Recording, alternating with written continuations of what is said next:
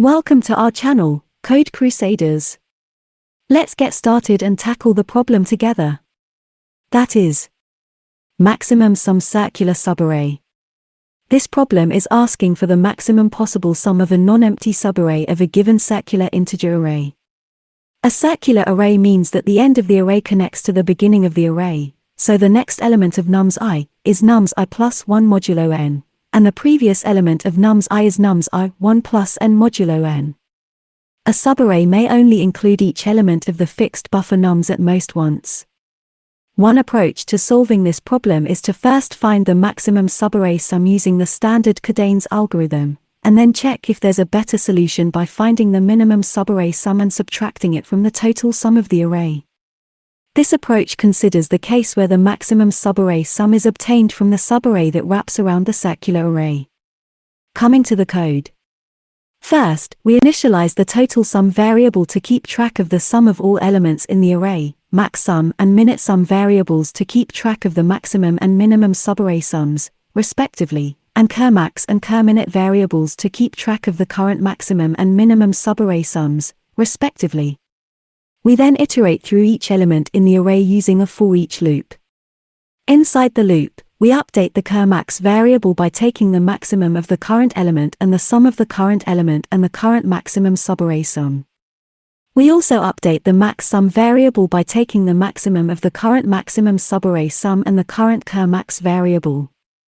We do the same thing for the curminute and minutesum variables, but with the minute function instead of the max function. We also add the current element to the total sum variable. Finally, we check if the maxSum is greater than 0. If it is, we return the maximum of the maxSum and the difference between the total sum and the minutesum. If it isn't, we return the maxSum. This is because if the maxSum is less than or equal to 0, then the maximum subarray sum is obtained from a subarray that doesn't wrap around the circular array. Here's an overview of the steps taken in this solution for the circular array: -2, -3, 4, -1, -2, 1, 5, -3. Initialize the variables: total sum equals 0, maxSum equals int_min, curmax equals 0, minutesum equals int_max, curminute equals 0. Iterate through the array using a for each loop.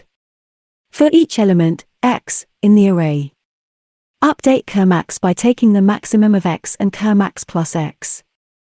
Update maxSum by taking the maximum of maxSum and curmax.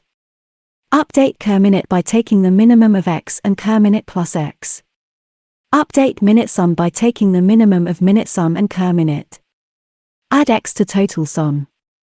Return the maximum of maxSum and total sum minutesum equals max, maxSum, total sum minutesum equals max, 7, -1, -6, equals max, 7, 5, equals 7. As we can see, the maxSum is 7, and the minutesum is -3, as it is not a circular array, so we don't consider total sum minutesum and return maxSum directly, which is 7 in this case. The time complexity is big O(n) because we are iterating through the array once and performing constant time operations inside the loop. And the space complexity is big O(1) because we are using a constant amount of additional space to store the curmax, maxSum, curminute, minutesum and total sum variables.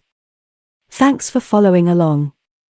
I appreciate your attention, and I hope you found this explanation helpful. If you found this video helpful, make sure to hit the like button, leave a comment, and subscribe for more content like this.